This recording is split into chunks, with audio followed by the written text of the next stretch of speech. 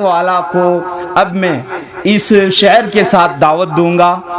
یہ آرزو تھی تجھے گل کے روبرو کرتے، یہ آرزو تھی تجھے گل کے روبرو کرتے، ہم اور بلبلے مشتاق گفتگو کرتے۔ حضرت تشریف لائے۔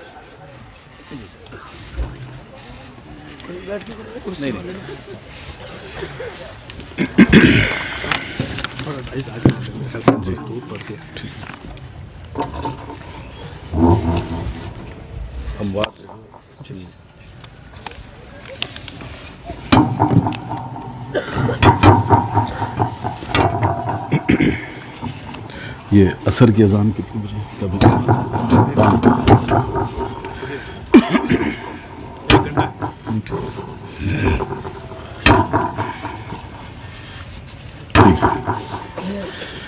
یہاں پر کوئی چیز رکھیے، بہت آواز کر رہے ہیں۔ بسم اللہ الرحمن الرحیم، الحمد للہ رب العالمین، والصلاة والسلام على خاتم الانبیاء والرسل محمد بن عبد اللہ الامین وعلى آلہ وصحبہ اجمعین، اما بعد فاعوذ باللہ من الشیطان الرجیم، بسم اللہ الرحمن الرحیم، ومن احسن قولا ممن دعا الى اللہ وعمل صالحا وقال اننی من المسلمین، وقال الله تعالى وَلَنَبْلُوَنَّكُمْ بِشَيْءٍ مِّنَ الْخَوْفِ وَالْجُوعِ وَنَقْصٍ مِّنَ الْأَمْوَالِ وَالْأَنفُسِ وَالثَّمَرَاتِ وَبَشِّرِ الصَّابِرِينَ۔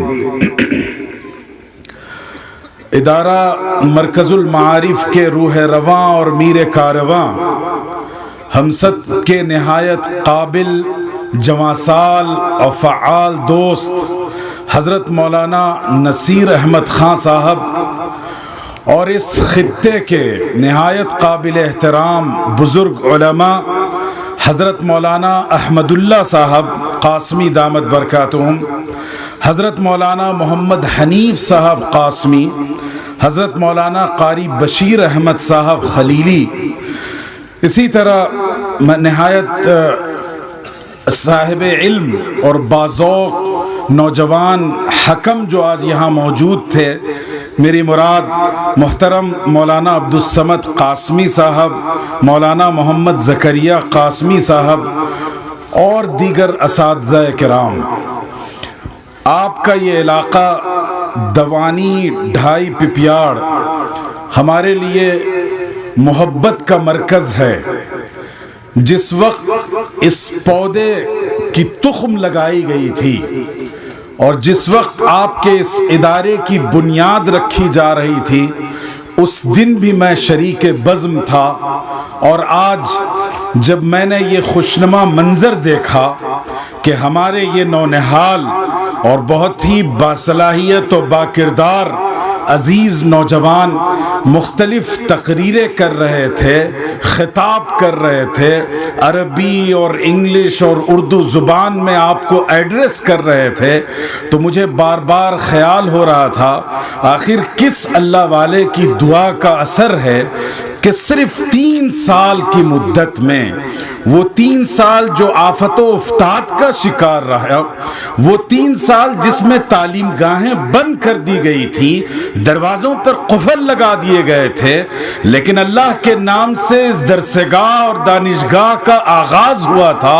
اور اس نام کی لاج اللہ نے رکھی، اور اس کی برکت سے یہ بچے اس قابل بنے کہ اتنے بڑے مجمع میں اتنے بزرگ اور باصلاحیت علماء کے درمیان پورے حوصلے کے ساتھ، ہمت کے ساتھ، طاقت و توانائی کے ساتھ اپنے ضمیر کو ادا کر رہے تھے۔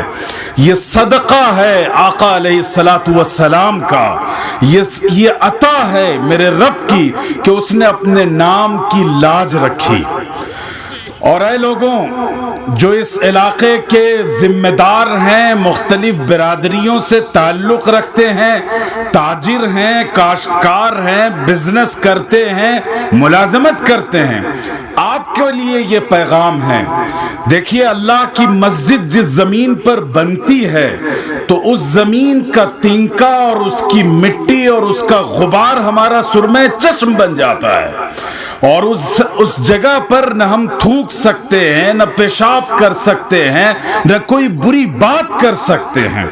کیوں؟ اس لیے کہ اس زمین کا رشتہ اللہ سے بندھ گیا۔ تو یاد رکھیے گا کہ وہ زمین، وہ خطہ ارض جہاں پر صبح شام قال اللہ اور قال الرسول کا زمزمہ بلند کیا جائے، جہاں اللہ کے رسول صلی اللہ علیہ وسلم پر درود بھیجا جائے، اور جس گاؤں اور دیہات اور جس گوشہ و چپہ سے صبح شام قرآن مجید کے نغمے بلند ہوتے ہوں، اس کا رشتہ اللہ کے عرش سے جڑ جاتا ہے۔ تو یہ احسان ہے اس ادارے کا، اس گاؤں والے پر، اس قصبے والوں پر، کہ ان مولویوں نے، ان علماء نے، ان معصوم اور نونہال بچوں نے آپ کے اس کھیت کا، آپ کی زمین کا، آپ کے اس گاؤں کا رشتہ اللہ کی ذات سے اور اللہ کے عرش سے جوڑ رکھا ہے۔ اور یاد رکھیے، جب اللہ کے عرش سے رشتہ جڑتا ہے تو رحمتیں نازل ہوتی ہیں، برکتیں نازل ہوتی ہیں، آفت و افتاد اور مصیبتوں سے حفاظت کے فیصلے ہوتے ہیں۔ تو اگر پچھلے 3 سال میں کوئی آفت ادھر کا رخ کر رہی تھی تو ان نونہالوں کی قال اللہ اور قال الرسول کی برکت سے اللہ نے آپ کو بچایا، اللہ نے آپ کی حفاظت فرمائی۔ چونکہ اس زمین کو ایک نسبت عطا ہوئی ہے اللہ اور اس کے رسول صلی اللہ علیہ وسلم سے، اس لیے ان مدرسوں کی، ان اداروں کی اور چٹائی پر بیٹھنے والے ان نونہالوں کی قدر کیجئے، ان کا احترام کیجئے اور ان کا احسان خود پر تسلیم کیجئے۔ آپ ان پر احسان نہیں کر رہے، بلکہ ان اداروں نے ہم پر اور ہمارے سماج پر، ہمارے گاؤں اور شہر پر احسان کیا ہے کہ انہوں نے اس مٹی کا رشتہ عرش سے جوڑ دیا ہے۔ اور دوسری بات، ہم اور آپ ہندوستان کے جس ماحول اور معاشرے میں زندگی گزار رہے ہیں، آئے دن آپ کو مختلف فتنے اور فساد کی اطلاع ملتی ہے۔ آپ کی اس ریاست سے بار بار موب لنچنگ کے حادثات رونما ہوتے ہیں، اور ایک طرف حکومت اور اقتدار نے مسلمانوں کے خلاف رسہ کشی کرنے کی کوشش کی ہے اور ان پر عرصے حیات تنگ کیا ہے۔ کبھی قانون شریعت کو نشانہ بنایا جاتا ہے، کبھی قانون طلاق پر قانون سازی کی جاتی ہے، اور آئے دن سوشل میڈیا پر اور مختلف ٹیلی ویژنز پر آقا علیہ الصلوۃ والسلام کی تعلیمات کا مذاق اڑایا جاتا ہے۔ کیا ان حالات سے آپ کا دل نہیں دکھتا؟ کیا ان حادثات پر آپ کی آنکھیں خون کے آنسو نہیں روتے؟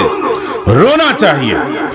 اور ایک ایسی کیفیت ہے ہر طرف سے، سیاسی اعتبار سے، معاشی اعتبار سے، تعلیمی اعتبار سے اور جناب سماجی اور معاشرتی اعتبار سے مسلمانوں کو اس ملک میں اچھوت بنانے کی کوشش کی جا رہی ہے، اور ان کو زندگی کے حاشیے سے ڈھکیل کر کسی کنویں میں ڈھکیلنے کی کوشش کی جا رہی ہے۔ ایسے حالات ہیں۔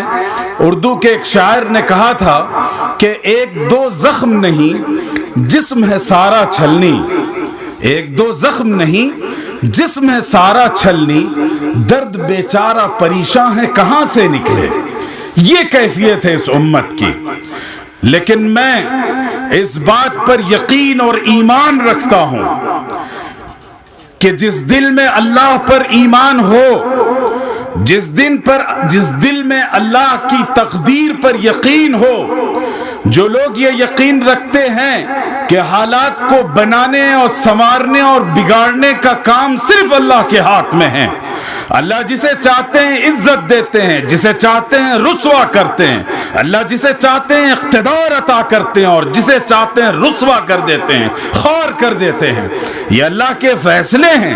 تو جو لوگ اللہ پر یقین رکھتے وہ اقتدار سے، ایوان سے، حکومتوں سے اور ان غنڈے اور موالیوں سے نہیں ڈر سکتے۔ یاد رکھیے گا کہ دل میں دو ہی خوف ہو سکتا ہے، دو میں سے کوئی ایک خوف۔ اگر اللہ کا خوف ہوگا تو غیر اللہ کا خوف نہیں ہو سکتا، اور اگر غیر اللہ کا خوف ہوگا تو اللہ کا خوف نہیں ہو سکتا، اور ایک دل میں ایمان اور غیر اللہ کا خوف جمع نہیں ہو سکتے۔ یہ دل تنگ جنگ ہے، اس دل میں یا تو اللہ اور ایمان ہوگا یا اس دل میں غیر اللہ کا خوف ہوگا۔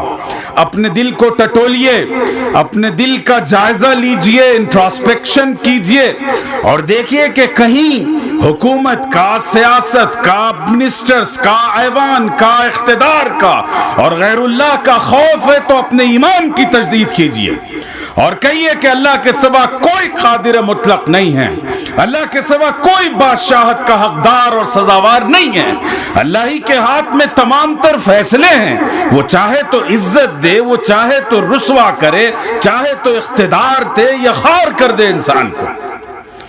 اس لیے اپنے دلوں کو پاک کیجئے اور کہیے، کھل کر کہیے، میرے نوجوانوں یہ بات ہر گھر اور در در تک پہنچا دو کہ یہ حادثات نہ سمجھیں ابھی کہ پست ہوں میں، یہ حادثات نہ سمجھیں ابھی کہ پست ہوں میں، شکستہ ہو کے بھی ناقابل شکست ہوں میں، شکستہ ہو کے بھی ناقابل شکست ہوں میں تاریخ سے آپ کو 2-3 باتیں بتانا چاہوں گا۔ یاد رکھیے گا کہ یہ حالات مسلمانوں پر اسلامی تاریخ میں سب سے پہلی بار نہیں آ رہے، بلکہ تاریخ کا مطالعہ کیجئے تو رسول اللہ صلی اللہ علیہ وسلم کے دور سے لے کر اور پچھلے پیغمبروں کی تاریخیں دیکھ لیجئے، اس دور سے لے کر آج تک اہل حق پر، اللہ کے ماننے والوں پر ایسے حالات آتے رہے، چیلنجز کا سامنا کرنا پڑا۔ اقبال نے کہا تھا کہ ستیزہ کار رہا ہے ازل سے تا امروز، چراغ مصطفی سے شرار بولہبی۔ جو ابو لہب کا میڈیا ہے اور جو ابو جہل کے گماشتے ہیں اور جو کفر اور طغیان اور طاغوت کے غنڈے اور موالی ہیں، وہ اپنا کام صبح قیامت تک کرتے رہیں گے۔ مسئلہ آپ کی کارکردگی کا ہے، آپ کے کردار کا ہے، آپ کے عمل کا ہے کہ آپ اس طوفان کے سامنے سرنگو ہوتے ہیں یا سینہ سپر ہو کر دکھاتے ہیں، آپ اس طوفان اور چیلنج کو قبول کرتے ہیں یا اپنے آپ کو اس کے سامنے فنا اور جھکا دیتے ہیں۔ اگر آپ نے یہ فیصلہ کیا کہ ہم لا الہ الا اللہ محمد الرسول اللہ صلی اللہ علیہ وسلم پر ایمان رکھتے ہیں تو خدا کی قسم کھا کر کہتا ہوں، دنیا کی کوئی طاقت آپ کو سرنگو نہیں کر سکتی، کوئی اسلحہ آپ کا سر جھکا نہیں سکتا، کوئی امپائر اور کوئی حکومت آپ کو اپنی بنیادوں سے ہٹا نہیں سکتی۔ اور یاد رکھیے گا، قبرستان میں جو لوگ آباد ہیں ان پر آفت، دنیاوی آفت اور مصیبت، ان پر طوفان اور چیلنجز نہیں آتے ہیں، انہیں کسی مشکل کا سامنا دنیاوی اعتبار سے کرنا نہیں ہوتا ہے۔ آخرت کا معاملہ ہے، اللہ تعالیٰ ان کے عمل کے حساب سے سزا اور جزا کا فیصلہ کریں گے۔ لیکن جو لوگ قبر میں آرام کر رہے ہیں، نہ انہیں کوئی سیاسی پرسیکیوشن کا سامنا کرنا ہوتا ہے، نہ کسی کے ظلم و زیادتی کا مقابلہ کرنا ہوتا ہے، لیکن جو قومیں زندہ ہوتی ہیں، جن قوموں میں حوصلہ ہوتا ہے، جن قوموں میں اپنا ویژن اور نظریہ ہوتا ہے، انہیں ہمیشہ نشانہ بنایا جاتا ہے، انہی سے چھیڑخانی کی جاتی ہے، انہی کو پرکھا جاتا ہے، ان کا ٹیسٹ کیا جاتا ہے۔ اور یہ بات قرآن نے ہمیں کہی، اللہ تعالیٰ نے فرمایا تھا کہ اے وہ لوگوں جو اللہ پر اور اللہ کے قانون پر یقین رکھتے ہو، کان کھول کر سن لو اور گوش ہوش کے ساتھ اس بات کو سنو، وَلَنَبْلُوَنَّكُمْ بِشَيْءٍ مِّنَ الْخَوْفِ وَالْجُوعِ، ہم ضرور بالضرور تمہیں آزمائیں گے، خوف سے، بھوک و پیاس سے، وَنَقْصٍ مِّنَ الْأَمْوَالِ وَالْأَنفُسِ وَالثَّمَرَاتِ، اور تمہارے جان کا، مال کا، کھیت اور کھلیان کا نقصان ہوگا، وَبَشِّرِ الصَّابِرِينَ، مگر خوشخبری دے دو ان لوگوں کو جو ان ایسے طوفانوں کے مقابلے میں پامردی کے ساتھ، طاقت و توانائی کے ساتھ کھڑے ہو جاتے ہیں، وہ طوفان سے ڈرتے نہیں ہیں، وہ حالات کا مقابلہ کرتے ہیں۔ وہ طاقتوں اور امپائرز اور اقتدار اور ایوان کے فیصلوں کو اپنے جوتے کی نوک پر رکھتے ہیں اور اپنی شریعت کو اپنے سر کا تاج بنا کر رکھتے ہیں. تو یہ اہل ایمان کا خاصہ ہے. اور یاد رکھیے کہ دنیا میں جو سب سے زیادہ چیلنجز کسی قوم کو ہے تو وہ اس امت کو ہے جو اللہ کے رسول صلی اللہ علیہ وسلم کی امت ہے, جو کلمہ لا الہ الا اللہ کا عہد رکھتی ہے, اس پر ایمان رکھتی ہے. اور کیوں نہ ہو, آپ نے کبھی سوچا کہ لا الہ الا اللہ کا مطلب کیا ہے؟ ہم ایمان لاتے ہیں اللہ پر یہ کہہ کر نہیں کہ میں اللہ پر ایمان لایا. ہم ایمان اس طرح لاتے ہیں, کہتے ہیں کہ اس دنیا میں نہ کوئی سپر پاور ہے, نہ کوئی خدا ہے, نہ کوئی پوجنیہ ہے, نہ کوئی پرستش کے لائق ہے, نہ کوئی طاقت اس کے سامنے جھکنے کے لائق ہے. لا الہ الا اللہ. پہلے ہم انکار کرتے ہیں دنیا کے تمام خداؤں کو, معبود باطل معبودوں کا, اور جو فرضی امپائرز اور خدا بنا لیے گئے ہیں, پہلے ہم ان کو نکارتے ہیں, ان کو ریجیکٹ کرتے ہیں, پھر کہتے ہیں کہ اللہ صرف عبادت اور پوجا اور غلامی اور سلیوری کے لائق ہے. تو جب جب ان باطل خداؤں کو نکارا جائے گا اور جب جب ان باطل معبودوں کو ریجیکٹ کیا جائے گا تو انہیں چول اٹھے گی. وہ آپ کو پریشان کریں گے, آپ کے در پر ہوں گے, آپ کو ستائیں گے, ظلم کریں گے, ستم ڈھائیں گے. ایسے موقع پر اہل ایمان کو یہ کلمہ دہرانا چاہیے, اپنے ایمان کی تجدید کرنی چاہیے اور کہنا چاہیے اشہد ان لا الہ الا اللہ. یہ بات بھی قرآن نے ہمیں سکھائی. اللہ تعالیٰ نے فرمایا کہ الذين اذا قال لهم الناس ان الناس قد جمعوا لكم فاخشوهم فزادهم ایمانا. جب اہل ایمان سے کہا جاتا ہے اور لوگ آ کر انہیں ڈراتے ہیں, ٹیرر پیدا کرتے ہیں, انہیں خوفزدہ کرنے کی کوشش کی جاتی ہے اور کہا جاتا ہے کہ دیکھو حکومتیں تمہارے خلاف قانون سازی کر رہی ہیں, اور کہا جاتا ہے کہ ایوان اقتدار سے تمہارے خلاف بل پاس ہونے والا ہے اور تمہاری نیشنلٹی اور شہریت کو چیلنج کیا جائے گا, تمہیں اس ملک میں اچھوت بنا دیا جائے گا, اس لیے ان سے ڈرو, ان کا خوف اپنے دل میں پیدا کرو, ان کے سامنے جھک جاؤ, ان کے مطالبات کی فہرست کو قبول کر لو. تو اہل ایمان کا کیا رسپونڈ ہوتا ہے؟ اللہ فرماتے ہیں کہ فزادہم ایمانا, ان کا ایمان بڑھ جاتا ہے. یہ عجیب بات ہے, جب ڈرایا جائے تو انسان کی فطرت ہے کہ انسان ڈر جائے, لیکن اہل ایمان کی فطرت اللہ نے اپنے لا الہ الا اللہ سے جوڑ دی ہے کہ جب جب غیر اللہ سے انہیں ڈرایا جائے گا تو ان کا ایمان بڑھ جائے گا, وہ ایک چنگاری سے آتش فشاں بن جائے گا, شعلہ بن جائے گا, اور پھر اس شعلے اور آتش فشاں کا کوئی مقابلہ نہیں کر سکتا.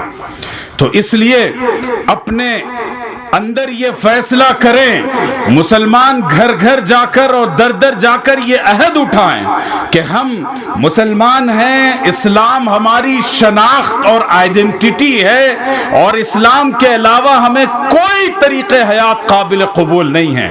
تم ہمارے گھروں پر بلڈوزر چلا سکتے ہو, یہ تمہاری اوقات ہے, چلا ڈالو. تم ہمارے حقوق پر ڈاکہ ڈال سکتے ہو, ڈال دو, لیکن ہمارے دل کی زمین پر اور ہمارے ذہن و دماغ پر صرف ایک اللہ کا کلمہ نقش ہے. ہم اسی کو اپنا معبود سمجھتے ہیں, اسی کے سامنے سر جھکاتے ہیں, اپنی جبین نیاز اسی کے سامنے خم کرتے ہیں, اور اس کے سوا کسی اور کے سامنے نہیں کر سکتے. یہ پیغام ہم کو دنیا کو دینا ہوگا. وہ اس آس میں بیٹھے ہیں کہ آپ ڈر جائیں گے, سہم جائیں گے, آپ سرنڈر کر دیں گے, آپ گیو اپ کر دیں گے, آپ ان کے سامنے جھک جائیں گے. ان کو یہ سوچنے کا موقع مت دیجیے. قرآن کی ایک آیت ہم نے پڑھی, وَمَنْ أَحْسَنُ قَوْلًا مِّمَّنْ دَعَا إِلَى اللَّهِ وَعَمِلَ صَالِحًا وَقَالَ إِنَّنِي مِنَ الْمُسْلِمِينَ.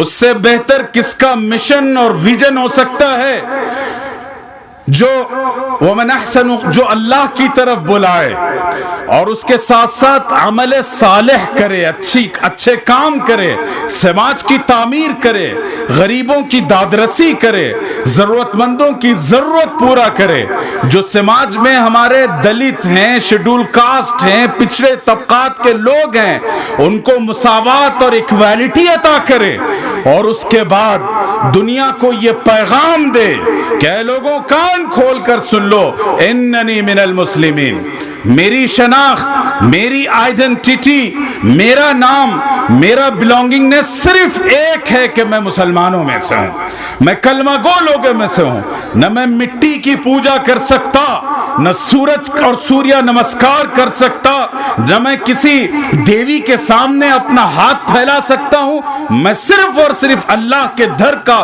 بھکاری ہوں، اور اس کے سوا کوئی در مجھے منظور نہیں ہے۔ یہ طاقت کے ساتھ، توانائی کے ساتھ، پوری قوت کے ساتھ یہ پیغام پوری دنیا کو پہنچائیے، اور ان کو کوئی آس اور کوئی آپ سے امید باقی نہ رہے۔ یہ کام ہمیں کرنا ہوگا۔ اس کی وجہ یہ ہے کہ اس دنیا میں قوموں کے سامنے دو ہی آپشن ہیں، یا تو آپ داعی بنے یا مدعو بنے، آپ یا تو سچے راستے کی طرف لوگوں کو بلائیں، یا پھر وہ گمراہ طبقے اور گمراہ ازم کے لوگ آپ کو اپنے مذہب کی طرف بلائیں گے۔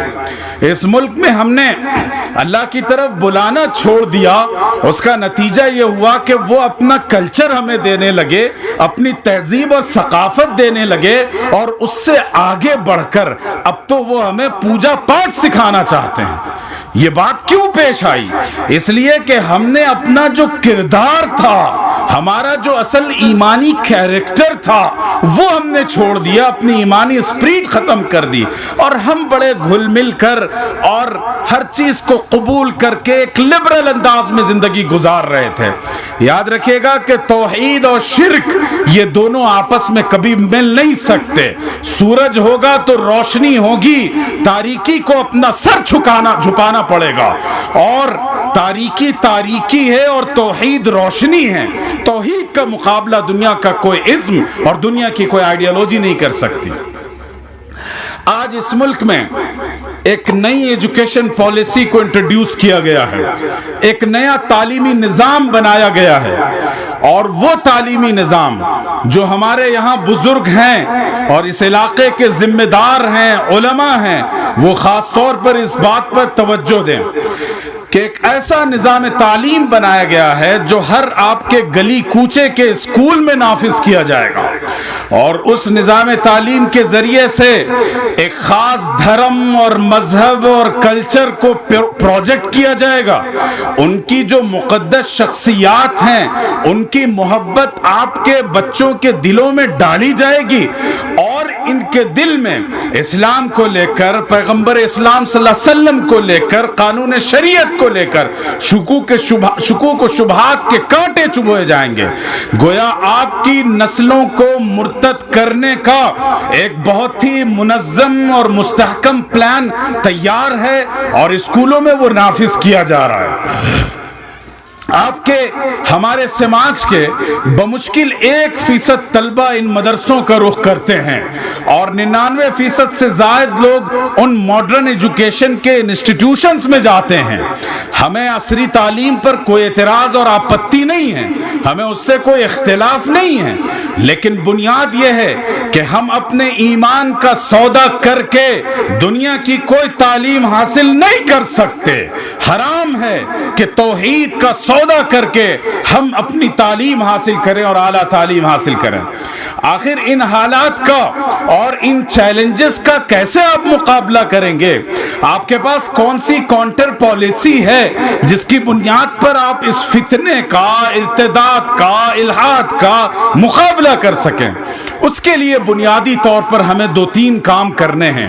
سب سے پہلا کام یہ ہے کہ ایسے جو دینی مدرسے ہیں آپ کے علاقوں میں، جہاں جہاں کوئی دینی مدرسہ ہے، اسے طاقت بہم پہنچائیے، اس کے امپاورمنٹ کا کام کیجئے، اور ان مدرسوں کو چند عمارتوں اور 4 دیواریوں کا نام نہ سمجھیں۔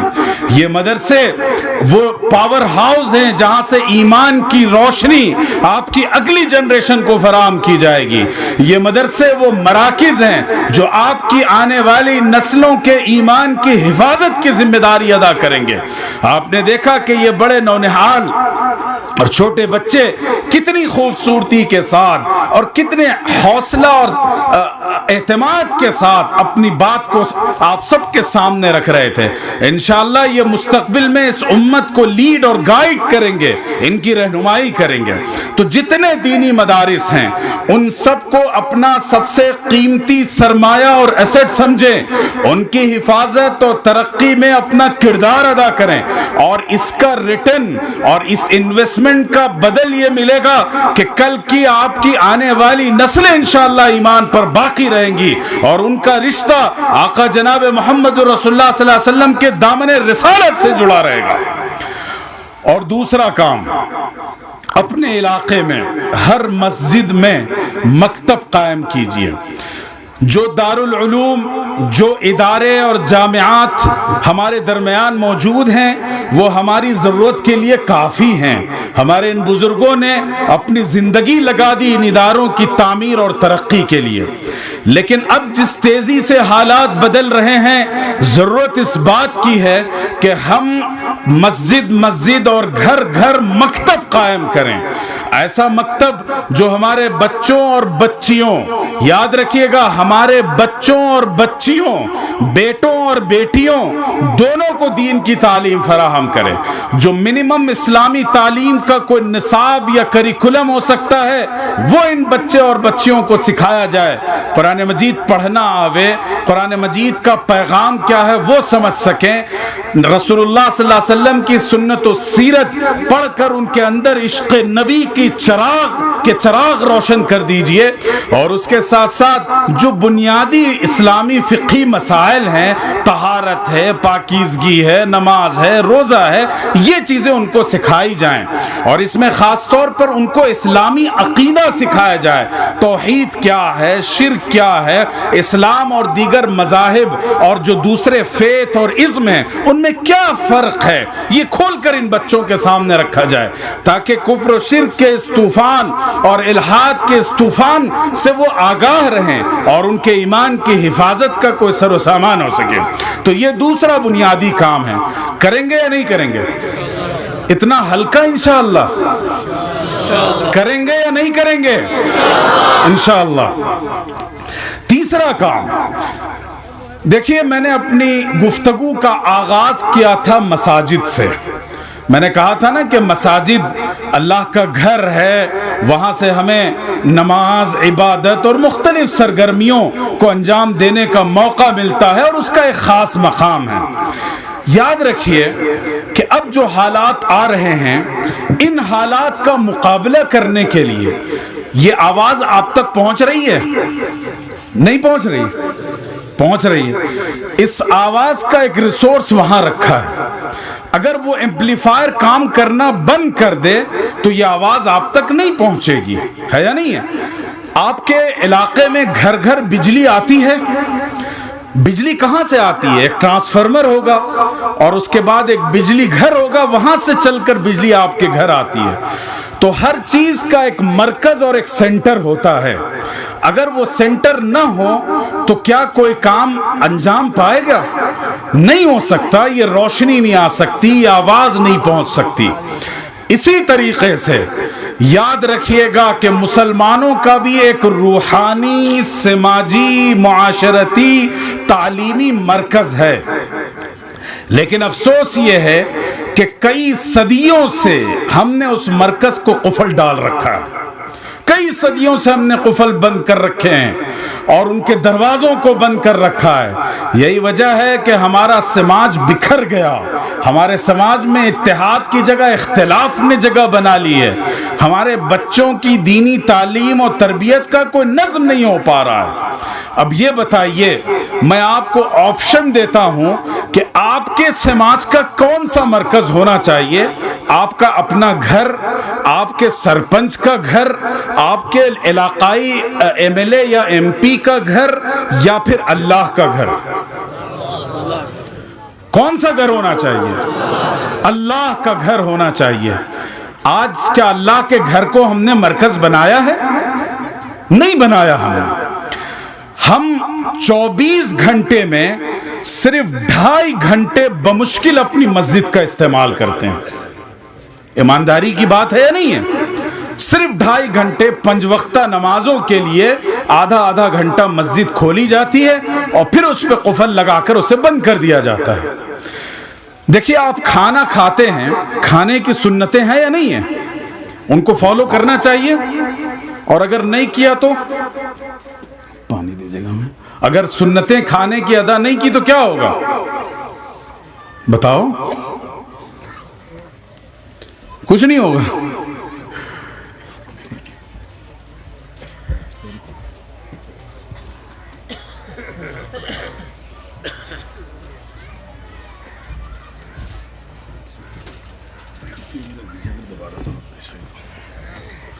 جی، تو میں یہ عرض کر رہا تھا کہ دیکھیے، ہر چیز کی کچھ سنت ہوتی ہے، کھانے کی، پینے کی، لوگوں سے ملاقات کی، مہمان نوازی کی، تو زندگی کے ہر شعبے سے متعلق سنتیں ہیں۔ کیا اللہ کے رسول صلی اللہ علیہ وسلم نے مسجد سے متعلق سنتیں ہمیں نہیں بتائیں؟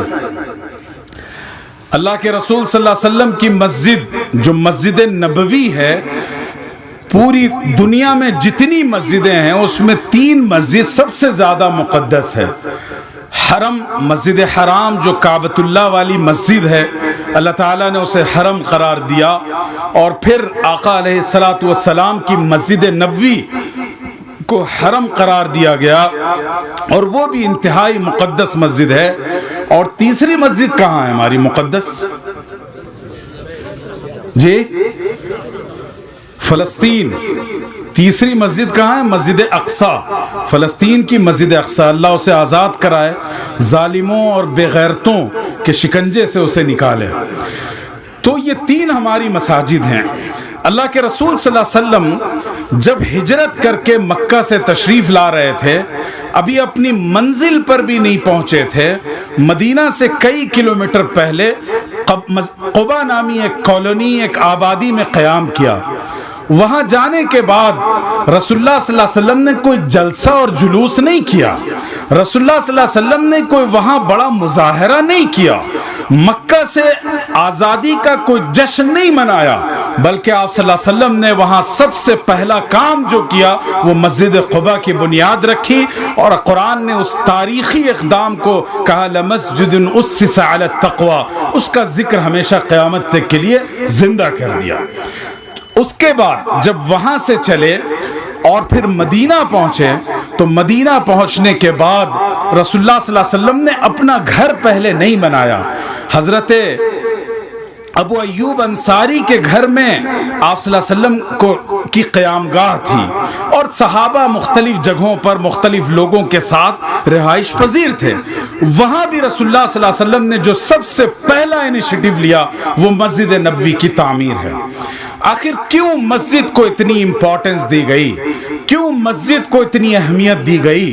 حالانکہ مسجد میں تو ہمارے مطابق صرف 2.5 گھنٹے گزارنے ہیں، چھت چاہیے جہاں بقیہ 24 گھنٹے کا حصہ ہم کو گزارنا ہوتا ہے۔ اس کی وجہ یہ تھی کہ اس دنیا میں جو تاریخ کا سب سے بڑا انقلاب آنے والا تھا وہ اسی مسجد سے آنے والا تھا، تو وہاں مسجد کی بنیاد نہیں رکھی جا رہی تھی، وہ انسانی تاریخ کے سب سے بڑے انقلاب کی بنیاد رکھی جا رہی تھی۔ ایک ایسی مسجد جو مسلمانوں، مکہ اور مدینہ اور اس کے گرد و پیش کے لوگوں کے لیے ایک سینٹر تھا، ایک گریویٹیشنل سینٹر تھا، مقناطیسیت اسے حاصل تھی، اور صرف مسلمانوں کے لیے نہیں بلکہ غیر مسلموں کے لیے، ڈس بلیورز کے لیے، مشرکوں کے لیے، مکہ کے دشمنوں کے لیے بھی وہی ایک مرکز تھا۔ میں آپ کو بتاتا چلوں، تاریخ اور سیرت اور حدیث کی کتابیں آپ پڑھیں کہ مسجد نبوی نے کیا کیا کردار ادا کیا۔ اللہ کے رسول صلی اللہ علیہ وسلم کے پاس جب انٹرنیشنل ڈیلیگیشنز آیا کرتے تھے، یہودیوں کے، نصرانیوں کے، بادشاہوں کے، تو اللہ کے رسول صلی اللہ علیہ وسلم اس مقدس مسجد میں ان سے ملاقات کرتے اور ان کے ساتھ ڈائیلاگز کا عمل جاری ہوتا۔ اسی طریقے سے پاسٹرز اور پادریوں کا ایک بڑا وفد مدینہ آیا، رسول اللہ صلی اللہ علیہ وسلم نے ان کی ہاسپٹیلٹی کی مسجد نبوی میں، اور وہاں بیٹھ کر ان کے ساتھ ڈائیلاگ اور مباحثے کا عمل جاری رہا، اور ایک دن نہیں کئی دنوں تک۔ اسی طریقے سے اگر کسی شخص کو بھوک لگتی تو وہ مسجد نبوی چلا آتا، کسی کے پاس کھانے کو کوئی چیز نہ ہوتی تو مسجد نبوی کے در پر آ کر وہ چلا پہنچ جاتا، کسی کو علم چاہیے تھا، نالج چاہیے تھی، سوال کرنا تھا، وہ مسجد نبوی کے در پر آتا۔ اور جب لوگوں میں آپس میں اختلافات اور لڑائی جھگڑے ہوتے تو عدالت کے لیے وہ مسجد نبوی آیا کرتے تھے۔ تو دیکھیے مسجد نبوی عدالت بھی ہے، ریلیف سینٹر بھی ہے، مسجد نبوی ایجوکیشنل امپائر بھی ہے، مسجد نبوی ڈائیلاگ سینٹر بھی ہے، مسجد نبوی وہ سرکاری قیام گاہ بھی ہے جہاں انٹرنیشنل ڈیلیگیشن سے ملاقاتیں کی جا رہی ہیں۔ اور اس سے بڑھ کر مسجد نبوی کی یہ آئیڈینٹی ڈیولپ کی گئی تھی کہ مکہ میں ایک بار بہت بڑا قحط پڑا، بارش نہیں ہوئی، اور ان کی پوری تجارت اور ان کا بزنس ٹھپ پڑ گیا، یہاں تک کہ مکہ میں فاقہ کشی اور قحط سالی کا دورہ تھا، بھوک مری تھی۔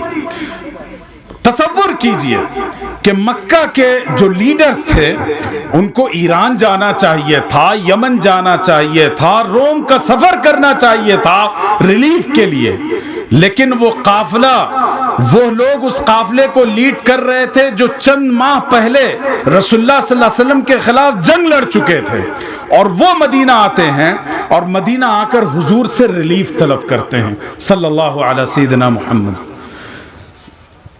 یہ ایکسپیکٹیشن، یہ امید کہ میرے ہر مسئلے کا حل، میری ہر پرابلم کا سولوشن، سماج کی تمام تر مشکلات کا کوئی حل اگر کہیں مل سکتا ہے تو وہ اللہ کے گھر مسجد میں مل سکتا ہے۔ یہ تھا مسجد کا کردار۔ آج ہم نے مسجد کے اس کردار کو ختم کر دیا، اور رسول اللہ صلی اللہ علیہ وسلم کی ان سنتوں سے ہم نے اپنی آنکھیں مونڈ لی ہیں۔ یاد رکھیے گا، اب جس طرح کے حالات پورے ملک میں پیدا ہو رہے ہیں، چاہے وہ فرقہ وارانہ فسادات ہو، موب لنچنگ کے واقعات ہوں، مسلمانوں کی تجارت اور ان کے گھر اور عزت و آبرو کو نشانہ بنانا ہو، اس پورے طوفان اور چیلنج کا اگر آپ مقابلہ کرنا چاہتے ہیں اور ایک رسپانسبل سٹیزن کی حیثیت سے اور ایک باشعور مسلمان کی حیثیت سے اس ملک میں جینا چاہتے ہیں، تو آپ کو اپنا ایک مرکز بنانا پڑے گا، اور اللہ کے گھر سے بڑا کوئی مرکز آپ کے لیے نہیں ہو سکتا۔ اس لیے پیپاڑ کے مسلمانوں، آپ سے دستبستہ یہاں علماء موجود ہیں، ان کی موجودگی میں میں یہ درخواست کرنا چاہتا ہوں کہ آپ اپنی مسجدوں کی بازآباد کاری کا کام شروع کر دیجئے، اور اپنی مسجد کو ایک ایسا عبادت کا روحانی مرکز بھی بنائیں، اور اس کے ساتھ ساتھ سماج کی فلاح و بہبود کا بھی مرکز بنائیں۔ اسی کے ساتھ ساتھ ہر طرح کی تعلیم اور ایجوکیشن کا سینٹر بنائیں، تبھی جا کر آنے والے چیلنجز کا آپ مقابلہ کر پائیں گے۔ ورنہ اگر یوں بکھرے رہے اور شیرازہ بندی نہیں کی تو یاد رکھیے گا کہ سب کو الگ الگ نشانہ بنایا جائے گا، ہر ایک کو الگ الگ شکار کیا جائے گا، اور اس کے بعد کف افسوس ملنے کے سوا کوئی چارہ نہیں رہے گا۔ اس لیے ہم آپ کو ایک خاکہ دینا چاہتے ہیں کہ کس طریقے سے مساجد کو اپنا سینٹر اور اپنا مرکز بنایا جائے۔ سب سے بنیادی کام ہے تعلیمی انقلاب، دینی اور عصری تعلیم دونوں کے لیے مساجد کو اپنا مرکز بنائیں۔ حیدرآباد میں میرے والد محترم فقیہ اصر حضرت مولانا خالد سیف اللہ رحمانی صاحب دامت برکاتہم کی زیر نگرانی ایک مسجد میں ہم نے کچھ ایکٹیویٹیز اور سرگرمیاں شروع کی ہیں، میں آپ کو وہ بتانا چاہتا ہوں۔ جو لوگ ڈیلی ویجرز ہوتے ہیں، جس کو دہاڑی کہتے ہیں، کہ دن بھر گئے کمایا اور گھر چلایا، اور معاشی تنگی کی وجہ کر وہ اس لائق نہیں ہوتے کہ تعلیم مکمل کر سکیں، 10ویں اور 12ویں پڑھ سکیں، ان لوگوں کے لیے ہم نے اپنی مسجد میں سنڈے اسکول قائم کیا ہے۔ صبح 10 بجے سے لے کر 4 بجے تک طلبہ و طالبات آتے ہیں، ان کے لیے 6 اچھے ٹیچرز رکھے ہیں، اور ان کا داخلہ کرا دیا ہے گورنمنٹ کا ایک ادارہ ہے ٹاس، تلنگانہ اوپن اسکول میں، اور وہاں آ کر یہ طلبہ سنڈے ایک دن پورا دن بیٹھ کر اپنے سبجیکٹس پڑھتے ہیں، ان کو کچھ ہوم ورک دیا جاتا ہے، اور اللہ کا شکر ہے 195 اسٹوڈنٹ ہمارے اس مسجد کے سنڈے اسکول میں پڑھ رہے ہیں، اور اللہ نے چاہا تو ابھی مارچ اپریل میں ان کا ایگزام ہوگا اور وہ لوگ 10th اور 12th پاس کریں گے۔ آپ دعاؤں سے نوازیے کہ اللہ ان تمام بچوں کو کامیاب و بامراد کرے۔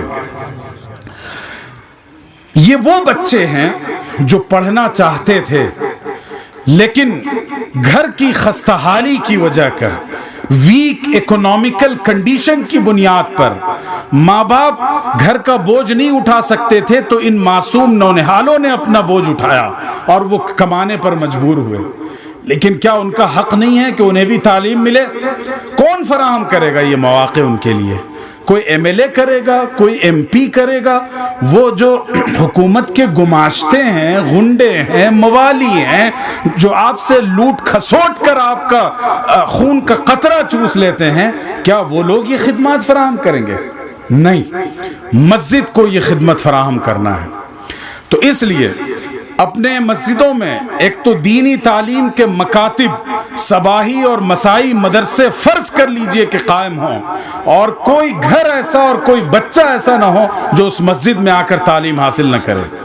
اور دوسرا کام، عصری تعلیم کے ان مضامین کے لیے آپ اپنے مسجدوں میں ایسی تعلیم گاہیں قائم کریں جہاں بچے آ کر پڑھ سکیں، انہیں تعلیم اور شکشا دی جا سکے تاکہ وہ اپنا مقدر سنوار سکیں۔ اور یاد رکھیے گا، جن کا رشتہ آپ نے مسجد سے جوڑا ہے وہ مسجد کے اس احسان کو کبھی بھولیں گے نہیں۔ وہ مسجد کے سپاہی بنیں گے، وہ مسجد کے غلام بنیں گے، وہ مسجد کی خدمت گار بنیں گے، کبھی مسجد کے خلاف نہیں جا سکتے۔ دوسرا کام جو مسجد کے تحت کرنا ہے، جو ہم لوگ چھوٹا موٹا کام کر رہے ہیں، ایک ہماری مسجد میں ہم نے اسکل اور کمپیوٹر لیب قائم کیا ہے۔ چھوٹے چھوٹے کورسز ہوتے ہیں۔ یہ ویڈیو ایڈیٹنگ، جو ویڈیو بنائی جا رہی ہے اس کو کیسے ایڈٹ کیا جائے۔ آپ لوگ بہت سے ایپس یوز کرتے ہیں تو ایپ ڈیولپمنٹ کا ایک پروگرام ہوتا ہے، آپ ویب سائٹ یوز کرتے ہیں، ویب ڈیزائننگ کے پروگرامز ہوتے ہیں۔ یہ چند ماہ کے کورسز ہیں، اگر آپ نے اپنے نونہالوں کو سکھا دیا تو معاشی اعتبار سے وہ خوشحال ہو سکتے ہیں، 25, 30, 35 ہزار روپے آسانی سے کما سکتے ہیں۔ اصل مسئلہ یہ ہے کہ فقر و فاقہ کی بنیاد پر مسلمانوں کی معاشی تنگحالی کا استحصال کرنے کے لیے بہت سی آرگنائزیشنز اور NGOز ان کے ایمان کا استحصال کرتے ہیں، ان کو ارتداد کی طرف لے جاتے ہیں۔ اس پر اگر بند لگانا ہے تو اپنے سماج اور معاشرے کے اکنامیکل امپاورمنٹ کے لیے کام کیجئے، ان کی معاشی ترقی اور بہبود کے لیے اس طرح کے کورسز شروع کریں۔ اسی طریقے سے ہم نے اپنی مسجد میں ایک اور کام کیا ہے، وہ بھی آپ بہت آسانی سے کر سکتے ہیں۔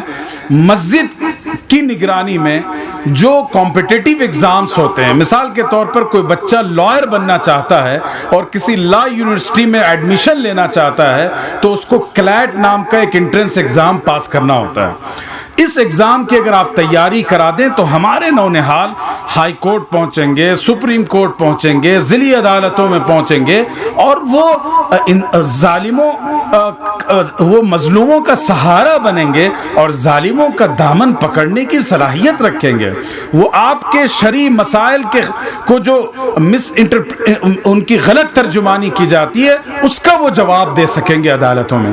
تو اس کے لیے ہم نے 8 مسجدوں کو ملا کر ایک کلسٹر بنایا ہے اور آن لائن اس کی کوچنگ رکھی ہے۔ آپ لوگ بھی اگر ایڈمیشن لینا چاہتے ہیں تو ہماری طرف سے فری میں آپ کے لیے خدمات موجود ہیں، اور ابھی الحمدللہ 100 سے زائد طلبہ انرولمنٹ کرا چکے ہیں ایک ہفتے کے اندر۔ ایک اور کام جو ہم نے کیا ہے، مسجد کے اندر ایک کلینک قائم کی.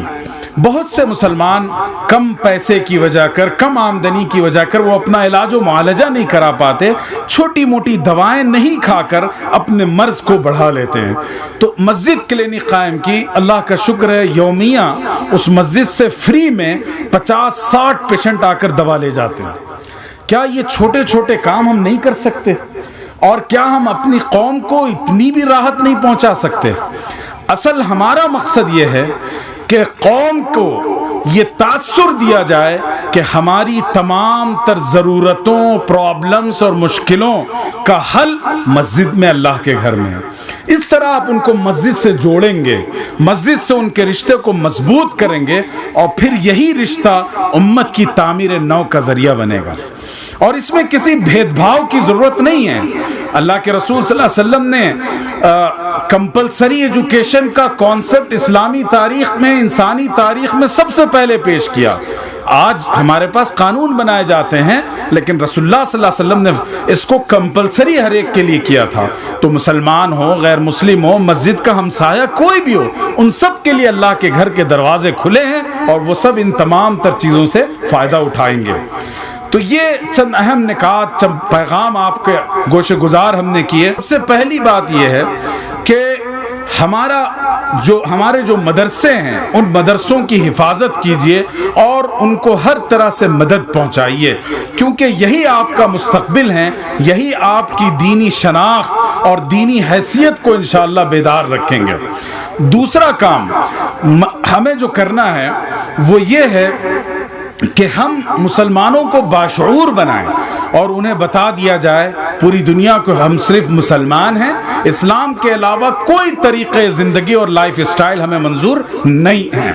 اور تیسرا کام جو کرنا ہے وہ ہے مساجد کے کردار کو ایکٹیو یا پرو ایکٹیو بنانا ہے، اور اس کے لیے سماج کی فلاح و بہبود اور تعمیر و ترقی سے متعلق جتنے پروجیکٹس ہو سکتے ہیں ان سب کا مرکز مسجد کو بنائیے. انشاءاللہ اس سے ایک بہت صالح معاشرے کی تعمیر عمل میں آئے گی. اب میں آپ سے یہ پوچھنا چاہتا ہوں کہ آپ لوگوں نے آج ظہر کی نماز کہاں ادا کی؟ یہ جو خاص ہمارے محلے کے بزرگ ہیں، کہاں پڑھی آپ لوگوں نے ظہر کی نماز؟ بتائیے. یہاں پر پڑھی. بہت اچھا. تو یہ کتنی شاندار مسجد ہے، محسوس کر رہے ہیں آپ لوگ؟ جی،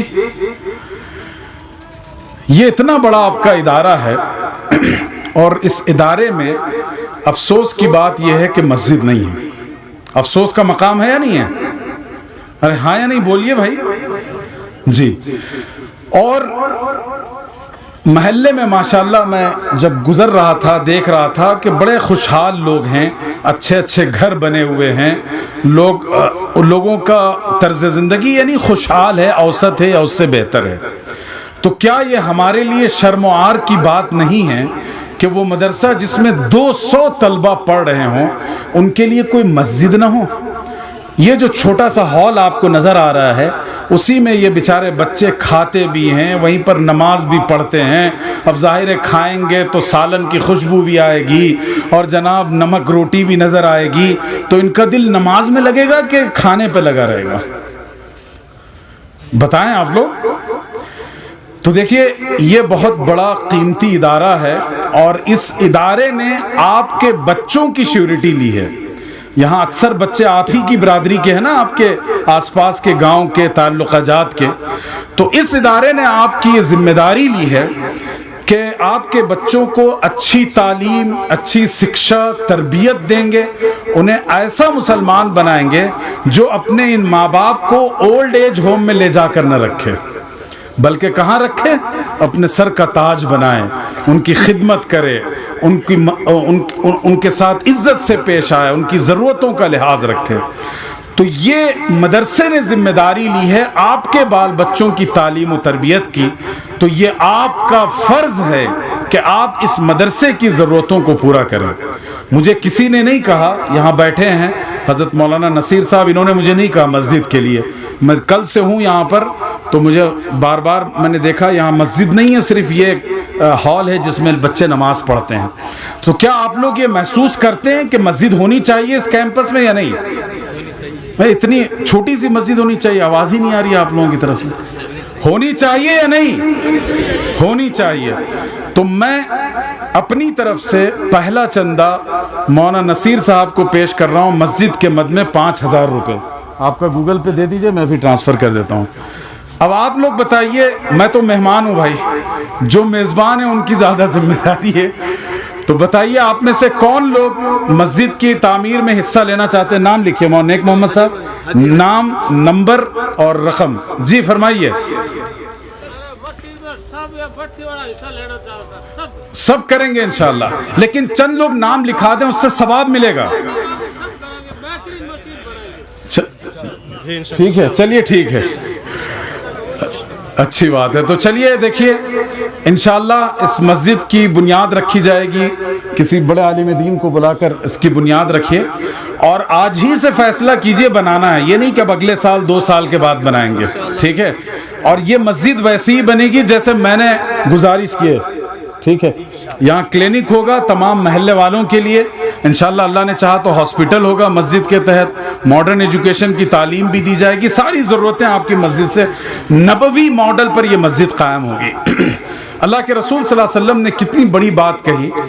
آپ میں سے کسی نے امریکہ یا سوئٹزرلینڈ میں کوئی پلاٹ خریدا ہے کسی کے پاس؟ ہمارے مودی جی تو کہہ رہے تھے کہ وہاں سے سوئٹزرلینڈ سے پورا پیسہ لائیں گے, کچھ نہیں لائے. آیا کسی کے پاس پیسے آئے ہیں آپ میں سے 15 لاکھ؟ نہیں آئے نا, بلکہ زیادہ جمع ہو گئے وہاں. تو دیکھیے ایسا ہے کہ ہر ایک کا خواب ہوتا ہے کہ دنیا کے کسی اچھے ہل اسٹیشن پر ہمارا فارم ہاؤس ہو, ہمارا باغ ہو, جہاں جا کر ہم چھٹیاں گزاریں. تو دنیا کی کیا حیثیت ہے؟ اللہ تعالیٰ نے فرمایا کہ مچھر کے پر کے برابر اس کی اوقات نہیں ہے یا نہیں ہے؟ ابھی کورونا نے بتایا نا کہ ہماری کیا اوقات ہے. ہم اپنی سانسیں خرید نہیں سکتے, دن بھر کے لیے سانسوں کا حساب نہیں دے سکتے, ہے یا نہیں ہے؟ تو اللہ کے رسول صلی اللہ علیہ وسلم نے فرمایا من بنا للہ مسجدا بنا اللہ لہ بیتا فی الجنہ. جو شخص اللہ کا گھر اس زمین پر بنائے گا, اللہ اس کے لیے ایک بڑا فارم ہاؤس جنت میں بنائیں گے. اس سے بڑھ کر ڈریم کیا ہو سکتا ہے؟ ہم نے تو گزر جانا ہے نا, کیا کریں گے اپنا پیسہ دولت لے جا کر؟ تو اس لیے تمام کے محلے والے جس کے پاس جو صلاحیت اور استطاعت ہو وہ اس مسجد کی تعمیر کا ذمہ اپنے سر لے, اپنی طرف سے, اپنے والدین اور بزرگوں کی طرف سے. انشاءاللہ اللہ تعالیٰ اس کے بدلے میں آپ کو جنت میں ایک بہت بڑا محل اور آشیانہ عطا کریں گے انشاءاللہ. اور زور سے ہاں. چلیے اب اس کے بعد میں مکرر شکریہ ادا کرتا ہوں اس علاقے کے اتنے بزرگ علماء یہاں موجود ہیں شہنشین پر, اور یہاں بھی سامنے میرے بہت سے بڑے قابل احترام لوگ نظر آ رہے ہیں. آپ حضرات نے اتنی محبت سے اور شفقت سے نوازا. میں تو ایک طالب علم ہوں, ایک مدرسے کا چھوٹا سا بچہ ہوں, اور علم و عمل کے اعتبار سے بہت ہی کوڑا ہوں, لیکن یہ آپ لوگوں کا بڑا پن, آپ کی شفقت و محبت ہے کہ آپ نے اتنی محبت سے نوازا. میں سچی بات آپ کے سامنے رکھوں, اس مدرسے جب میں آتا ہوں تو مجھے ایسا نہیں لگتا میں کسی دوسری جگہ گیا ہوں. اس مدرسے آ کر مجھے اپنے مدرسے کا احساس اور اپنے گھر کا خیال آتا ہے. اللہ جزائے خیر دے یہاں کے ذمہ داران کو, اساتذہ اور طلبہ کو. بہت ہی محنتی, مخلص, باصلاحیت لوگ ہیں جو آپ کے نونہالوں کی تربیت میں لگے ہوئے ہیں. میں اللہ سے دعا گو ہوں کہ اللہ ان کی محنتوں کو قبول فرمائے, اور یہ جو جد و جہد اور کوشش ہو رہی ہے وہ ہماری امت کے روشن مستقبل کا زینہ بن جائے. ھذا وصلی اللہ علی سیدنا محمد وبارک وسلم والحمد للہ رب العالمین.